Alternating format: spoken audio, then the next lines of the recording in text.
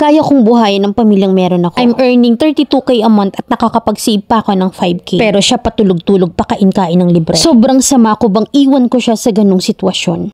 May live-in partner ako for more than 7 years. Na grabe, every year iba-iba yung trabaho niya. Na napapagod na ako mag-support, umasa at mag-intay sa mga pangako niya. Ngayon wala na naman siyang trabaho dahil nakapulot siya ng iPhone. Dahil di niya yun sinulit, nakita siya sa CCTV na siya yung nakakuha. So natanggal siya. Pati ako ay gusto niyang pagkaperahan kasi sa akin dapat niya ibebenta yun. Imagine na bebentahan ako ng phone ng sarili kong asawa. Palagi ko naman siyang sinusuportahan. Nang nagtrabaho siya sa isang company, sagot kong lahat, bahay, pagkain, utility requirements niya sa work. Na pati allowance niya hanggang makasahod siya ng maayos. Pero nasuspended siya sa work at almost 2 years bago siya nakabalik ng trabaho. Kaya tagtinda-tinda muna kami ng pagkain na pati paglalako ay pinasok ko na rin. Para mabuhay ko lang siya pati na rin ang 2 kong anak. Naglalamove din siya, nag-joyride pero both suspended din siya. Naikinuha ko pa siya noon ng motor at lahat ng pambayad na need niya ay sinagot ko rin. Wala ring nangyari at hindi man lang siya naka-1 taon. Ilan lang yan sa mga example na pagsuporta ko sa kanya. Dumating man sa point na nawalan ako ng trabaho pero ni minsan hindi ako tumigil ng pagpasok ng pera. Dahil nga sa madiskarte naman ako na kahit na paglalako pinapasok ko rin. At nandyan din naman yung mami ko na tumutulong sa akin. Na kasi kami ng ka-live-in ko wala pa rin namang sariling anak. Kaya ko namang buhayin ang pamilyang meron ako kasi I'm earning 32,000 a month. Na minsan nakakapag-save pa ako ng 5k a month. Tapos makikita ko lang siya sa bahay patulog-tulog at kumakain ng libre. At ako aligaga sa mga gastusin dahil ang dami kong plano, business, bahay, etc. Nagmamadali ako sa buhay dahil 31 na ako at ang panganay ko ay 14. Na gusto ko sana na bago siya mag-college may bahay na ako dahil hindi ko kakayanin kapag nagsabay-sabay lahat. 51 years old na nga pala siya. Kaya't nung kinausap ko siya ng maayos, na hindi ko na mabilang kung ilang beses ko yun ginawa. Na ini-encourage ko siya na mag-work sa BPO pero lagi niyang sagot ay hindi daw niya linyahan yun. I tried to tell him na try something else. Na mag-out of the box kasi driver siya ever since. Sa 4 na dekada niyang pagdadrive ay tumanda siya nang walang naipundar or savings man lang. Na sa BPO naman walang age limit. Na as long as you can speak well, know how to listen and response, matatanggap ka talaga. May proper training din naman sa ganun na pinakamatagal na yung 1.5 months. And paid yung training na yon pero wala ayaw niya. Na ang huling ikinagulat ko yung sagot niya sa akin na nawawala na daw siya ng gana sa lahat. So tinanong ko siya na bakit ka nawala ng gana? Ako baka ako yung may kasalanan kung bakit ka nawala ng trabaho? Bakit ako yung kailangang magdusa sa kasalanan mo? Na nagkulang ba ako ng suporta sa'yo? Pero wala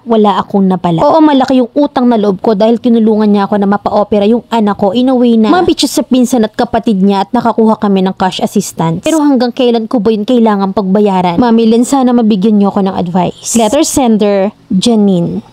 Too late mo sinabi na 51 na pala siya. Yang ganyang age ipapasok mo sa BPO as in. Tumanda ng 4 na dekada sa manibela, sa kalsada, dadalihan mo ng mag-out of the box. Imaginein mo yung sanay sa kambyo, ipagtatry mong humawak ng mouse. Is it possible? Kasi kahit ako, no.